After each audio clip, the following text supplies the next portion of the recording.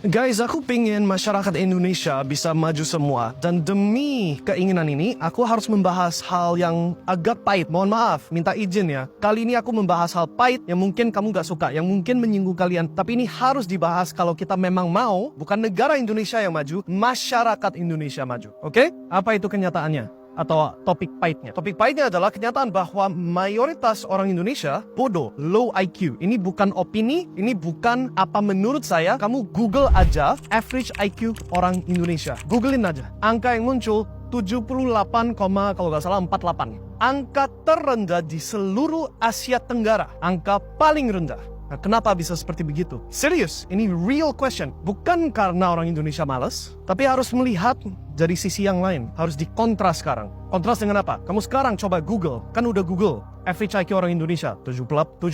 Sekarang Google, daftar orang terkaya di Indonesia. Nanti keluar di Wikipedia. Very good.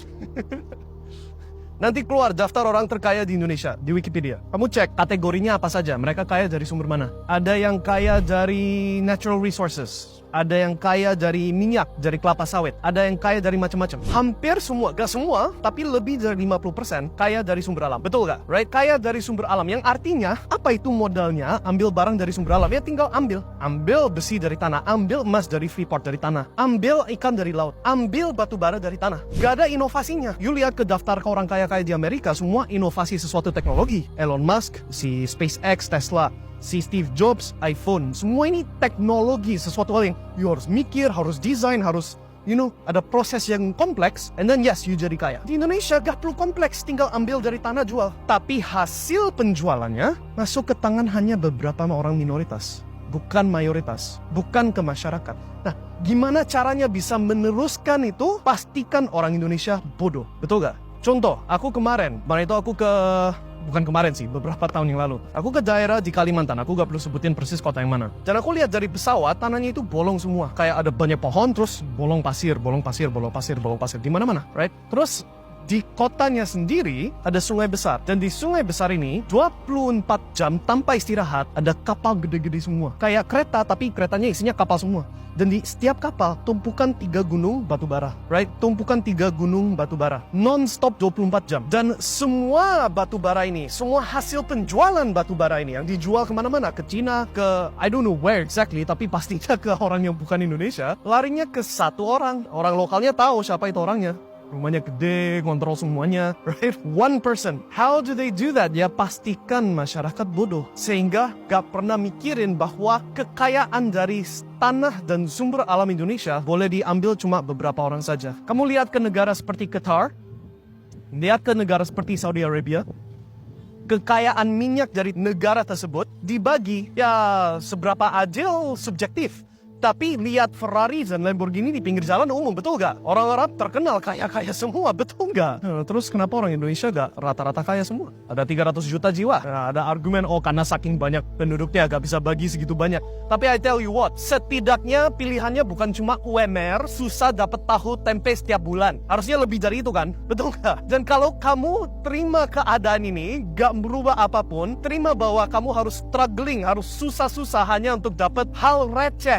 Bukan sesuatu hal yang decent. Ya itulah yang dimaksud pastikan masyarakat bodoh. Sorry to say, ini aku bukan maksud, kalau aku bisa membahas topik ini tanpa menyinggung siapapun, aku pasti bentuk kata-katanya beda lagi. Tapi ini gak ada cara lain, aku harus omongin pahit-pahitnya. Kamu dibodohin. IQ 78 guys, paham ya? Kalau masyarakat Indonesia, bukan negara Indonesia, kalau negara Indonesia pasti maju terus. Tapi who is negara? Siapa itu negara? It's not orang UMR. I tell you that. Negara terima duit dibagi ke siapa? Dipakai oleh siapa? Aku gak mau ngomongin. You harus mikir. Paham ya? Justru mikir. Dan kalau you mau ada perubahan, ya ini sesuatu hal yang memang harus paksa. Gak bisa cuma memohon. Nope. Memohon tidak cukup. Aku gak bisa omongin persis apa yang harus dilakukan karena ya itu nanti jadi problem buat saya. Tapi kamu harus sadar kalau kamu itu masyarakat Indonesia yang sekarang ini gak terima banyak. Mau hak kamu jadi beneran milik kamu, kadang-kadang memang harus maksa.